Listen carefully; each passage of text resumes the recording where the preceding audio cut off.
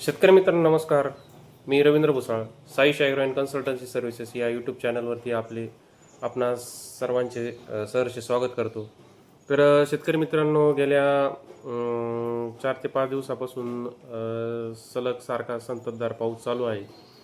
बरेचसे शेतकऱ्यांचे फोन येत आहे, स्प्रे काय घ्यावा डाळिंबागेला किंवा अजून काय उपाययोजना केल्या पाहिजे, याविषयी आज हा व्हिडिओ मी बनवत आहोत. तर सर्व डाळी उत्पादक शेतकऱ्यांना सध्या या 4 दिवसापासून सलग संततधार पाऊस चालू आहे.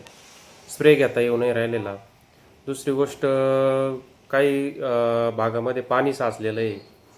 तर अशा परिस्थितीमध्ये आपण काय उपाययोजना केल्या पाहिजे, तर या व्हिडिओच्या माध्यमातून मी तुम्हाला 2-3 टिप्स सांगणार आहे, त्या तुम्ही फॉलो कराव्या. तर सगळ्यात महत्त्वाची गोष्ट म्हणजे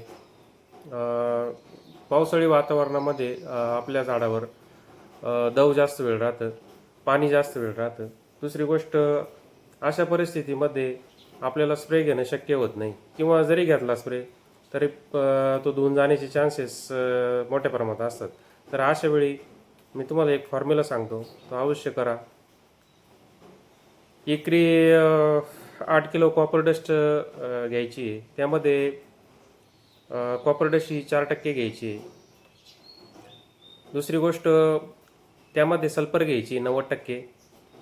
आणि त्याचबरोबर त्याच्यामध्ये M45 Z78 किंवा कॅपटॉप घ्यायचं आहे 2 किलो प्रति एकर. तर याची धुराळणी करायची आहे, आपल्याला डस्टिंग करायची बागेमध्ये.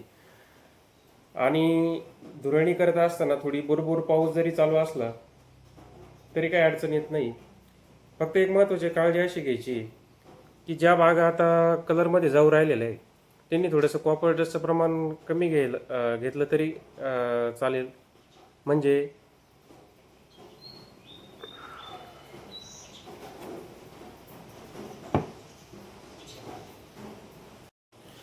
कॉपर डस्टचं प्रमाण जे आहे ते कमी घ्यायचं आहे थोडंसं, म्हणजे ज्या बागा कलरकडे जाऊ राहिलेल्या आहे त्यांच्यासाठी. आणि ज्या बागा हिरव्यामध्ये किंवा सेटिंग झालेलं आहे तिन्ही प्रमाणातच घ्यायचं आहे, कॉपर, सल्फर आणि तुम्हाला ते 3 बुरशीनाशक सांगितलेले त्यापैकी एक कोणतंही घ्यायचं आहे त्याच्यामध्ये. दुसरी गोष्ट, ज्या बागांमध्ये काळ्या जमिनी, जिथं पाणी साचलेलं आहे, सकल बाग आहे तिथं, तर अशा ठिकाणी पाणी काढून देण्याची व्यवस्था करायची. जास्त वेळ पाणी बागेमध्ये राहणार नाही याची काळजी घ्यायची. दुसरी गोष्ट, ज्या शेतकऱ्यांच्या काळ्या जमिनी, माल हार्वेस्टिंगला आलेले, सगळ्यात महत्त्वाची गोष्ट म्हणजे ढगाळ वातावरण आहे. 4 ते 5 दिवसापासून सूर्यप्रकाश भेटत नाही झाडाला, म्हणजे सूर्याचं दर्शनच झालेलं नाही.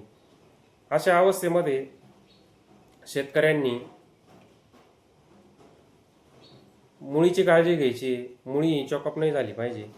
दुसरी गोष्ट, मुळीला वापसा स्थिती लवकरात लवकर कशी येईल याकडे लक्ष दिले पाहिजे.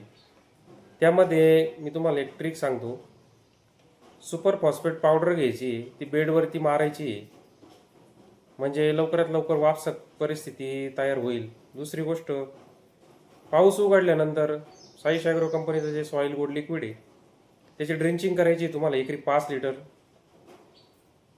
ड्रिंचिंग ही हाताने करायची, ड्रिप चालू करायचं नाही. सध्याची परिस्थिती एकदम दलदली आहे. तर अशा ज्या उपाययोजना जर केल्या तुम्ही, तर नक्कीच तुमच्या डाळिंब बागेवर तेल्या झालं किंवा अन्य इतर बुरशी आहे, सर्कोस्पोरा अल्टरनेरिया किंवा फळकुजी, या गोष्टींपासून तुम्ही बचाव करू शकता. दुसरी गोष्ट, ज्या शेतकऱ्यांना स्प्रे घेता येईल अशा वातावरणामध्ये, म्हणजे ज्यांची मुरमाड जमीन आहे किंवा लाईट सॉईल आहे, तर अशा शेतकऱ्यांनी बॅसिलस सुडोमोनास ट्रायकोडर्मा हे असं जे कॉम्बिनेशन आहे, हे जर बुरबुर पावसामध्ये जरी, संततधार पावसामध्ये जरी घेतलं स्प्रे तरी काही अडचण येणार नाही. त्याचे परिणाम हे दुप्पटच तुम्हाला बघायला भेटतील. दुसरी गोष्ट, रासायनिक बुरशीनाशकाचा स्प्रे घेताना अशा वातावरणामध्ये खबरदारी घ्यायची.